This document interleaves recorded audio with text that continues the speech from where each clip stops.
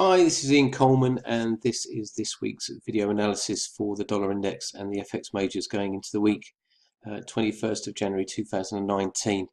We're going to start off with the dollar index, break down the time frames, then move on to the FX major currency pairs, highlighting what we're seeing this week, support and resistance levels, chart formations, etc.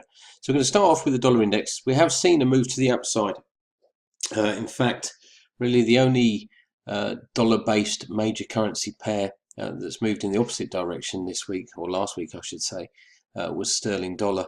So we're going to break down the timeframes, like I said, and just highlight what we think's going on in these currencies. The weekly chart, we broke out of this wedge formation to the downside. We had 4 weeks of net losses. However, this dip has been bought into. I'm now wondering whether or not we are going to achieve levels to the 61.8% pullback at 97.86. However, the long-term bias is still to the downside, and here I've just put P9 onto the monthly chart, and that is a DMARC perfected 9 count. Now that highlights that we should see at least a decent correction to the downside. So even though the daily chart this is only showing a 4 count, I think that we will potentially see continued upside movement in the dollar, at least at the beginning of the week, and then potentially a double top or even a treble top formation before we start to move again to the downside. And I think this time frame is going to be the dominating factor in the months ahead. So breaking that down onto the other currency pairs, let's have a look at the monthly chart. I mean, here we can sort of see how long we've had this period of consolidation. I mean, really 3 months of little net change in euro dollar. If we go to the weekly chart, we've got a DMARC 13 count here, normally indicates the end of a trend, a bullish outside candle, or a bullish engulfing candle I should say, on the week 12th of November. And then we've just seen this mixed and volatile price action. The daily chart highlights the pair to be in a corrective channel formation. There's trendline support at 113.25. I think we're going to penetrate that at the beginning of next week. Looking to the 4-hour chart, this looks like quite a good setup for for Elliott wave formation. So 1, 2, consolidating in 3 and 4, and then potentially down to 112.60. We have got some support at 113.25, which we're going to monitor. I mean, the medium-term bias is still to the upside, but the intraday outlook is still selling into rallies until we get that turnaround in the dollar index. Cable, and again the weekly chart, exhaustion count, bullish outside candle. We've seen a move to the upside. We did close the week little net change, and that's basically for the strong rejection of the trend of lower highs, which was seen on Friday. We've just hit the Ishimoku cloud, a break of last week's high, which comes in around about, let's just have a look, 130.01, and the measured move target is up here, which is 133, the figure. Support, strong support from our indicators is located at 127.84. Dollar Swiss, and again wedge formation has an eventual bias to break to the downside. However, posted a hammer. We've had continued upside movement in this currency pair. I'm just highlighting this bearish divergence, which normally indicates that we will have an eventual bias to break to the downside.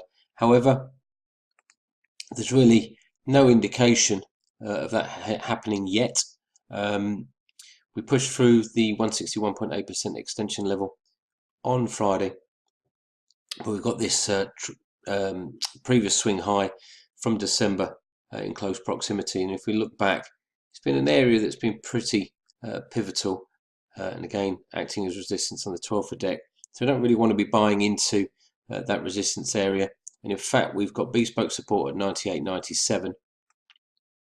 If we move that lower, we've got reverse trendline support at 98.88. So at the beginning of next week, prime area to get long of dollar Swiss is around about 98.90. We've got a 261.8% extension level at 10083. If we go back to the wedge formation, we've got trendline resistance at 10155. I don't think we're going to move that high, but we never know at this point. So, like I said, buying into dips really is going to be the play for us, dollar Swiss, at the beginning of next week. Dollar yen. A few things to highlight here. The intraday chart, we broke this triangle formation to the upside. Bespoke support is now at 109.25, and then we've got what was resistance now becomes support at 109.10. So a decent area of support here.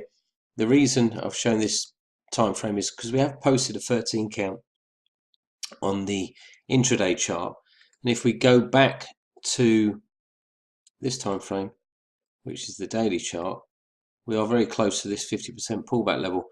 So I'll be wary of buying at the open at the beginning of next week. I think with higher highs and higher lows, and the call is still got to be buying into dips at the moment, but I am wary of that 13 count and this 50% pullback level. Dollar CAD, bearish outside candle on the weekly chart often indicates the end of a trend and the start of a new move to the downside. We've had a continuation, but last week mixed volatile trading has just left that in very small insider arm we posted. The daily chart, sorry, the 4-hour chart highlights that mixed price action a little bit better. And AB equals CD formation takes it to 133.70. And that's also where the 38.2% pullback, Fibonacci pullback is. If we look to this time frame, which is the daily chart, and this has to be the favourite pair to play, if you like, next week, then you've got a potential head and shoulders, so left shoulder, potential right shoulder, neckline. So we're looking for probably some upside pressure at the beginning of the week, but that upside pressure to be limited. And we're looking for that 38.2% pullback level around about 133.70 to attract sellers. Excuse me. Aussie dollar weekly chart, we completed a 5-wave count to the downside. Last week's price actions posting insider army. We've got some bespoke resistance up here, so I think what we are going to do is move higher and then move lower to form probably a reverse head and shoulders, and then move again to the upside. The intraday chart, this is a 3-hour chart, we can see a 5-wave count completed. We've got trendline support at 71.25. I don't think that's going to hold. Normally on first wave counts, the retracement is at least to 38.2 and more commonly to 50 and 61.8%. So we are going to be looking at buying into dips, but we are going to be looking at where our bespoke support levels are and if they marry up with any of these levels. But at the moment, really in no man's land for us, because we do want to get long over the medium term. We don't really want to be playing what could be a very limited move to the downside. Euro sterling, and I think the most interesting time frame to highlight this week, if we continue or we hold around these current levels, then we're going to post a bearish outside candle on the monthly chart, and also potentially a wedge breakout. Has an eventual target area of 83, the figure. If we go to the weekly chart, spikes, rallies continue to find sellers. We've got trendline support 86.70. If we go to the daily chart, we just clipped a short trade late on Friday.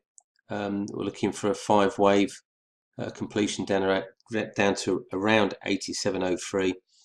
We're still looking to sell into rallies. 88.38 is bespoke resistance, and then 89.03. Euro yen. Most interesting resistance is here. 126.80 is reverse trendline resistance. 126, I think it's 85, is our bespoke resistance. So a good upside barrier here. If we look here as well, it was support on the week 22nd of October. It now becomes resistance. If we go to this time frame, the daily chart, I believe that we could see a stronger correction to the downside here. We've posted a DMARC 12, but the DMARC 13 has to be below the DMARC 8, which is here. So I'm expecting or looking, if we do move lower, to initiate longs around about 122 the figure. Okay, thank you. I hope that's been understood, or at least our outlook on the FX majors. I hope you have a good week, and we'll speak to you again next week. Many thanks.